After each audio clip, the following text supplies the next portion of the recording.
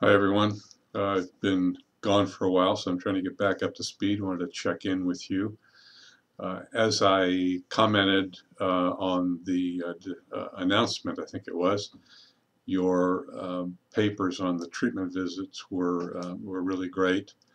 It looked like, I think without exception, it was a very positive experience for you, and that you benefited from it, learned something from it, got exposed to different aspects of the field. Most of the papers were from visits to 12-step meetings, which is pretty common. It's a You're used to clinical settings already, most of you, in your work or your practicum, and the 12-step meeting is a different kind of environment for a lot of you. And I'm glad that you took that unique opportunity or that opportunity to visit something new and different. And the students always seem to say that it's a worthwhile exercise. So thanks for those great reports. Looking over, trying to get caught up on the discussion forum and your comments, I noticed that one chapter in particular that a lot of folks commented on was the chapter about family and the realization of the importance of the family in therapy. As you know from our readings, from your own experience, family is often at the core of the problem, or family is a very important and useful protective factor for people who have developed problems with substances.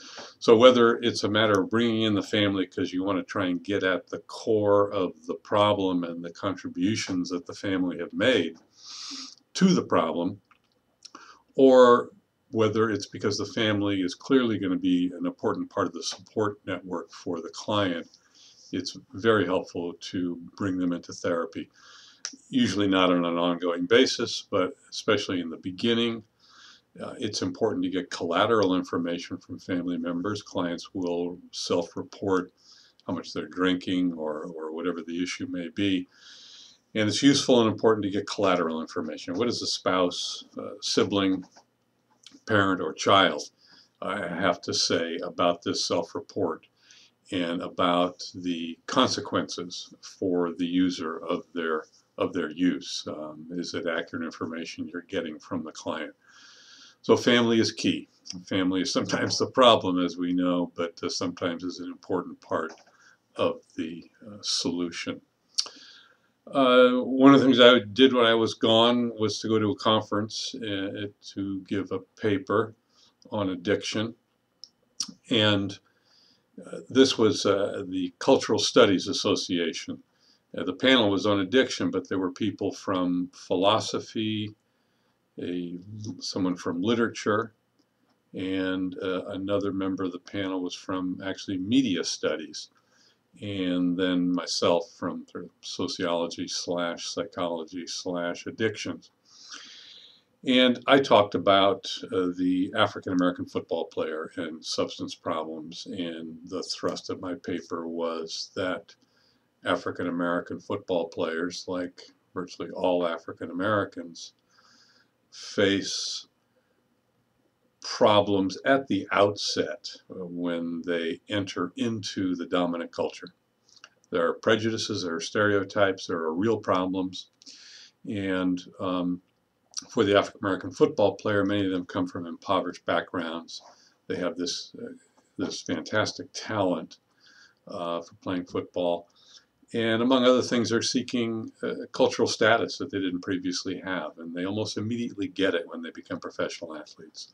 They're immediately elevated in the class structure by virtue of their work, their position in the world as a quasi-celebrity, by virtue of their income, which becomes astronomical compared to what it was before and what their family incomes have been.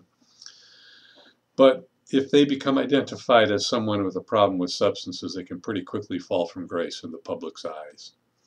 And I talked about this veneer of civility, I called it, that exists between members of the dominant culture, whites, and African American athletes and other celebrities. members of the dominant culture can't wait to meet, get autographs from, wear the jerseys of African American players. But once the African American player acts in a way that brings to the surface stereotypes that many whites have about African Americans, drug problems, for example, then that civil connection or relationship pretty quickly falls apart. That was the thrust of the paper, so it was enjoyable, and it was good to hear other views on addictions from these people from other disciplines. So back at it here with the course. I've set aside looking at the case study responses till I got through all the discussion forum comments, which I've done. Appreciate all of those on all these chapters and topics in the addiction DVD.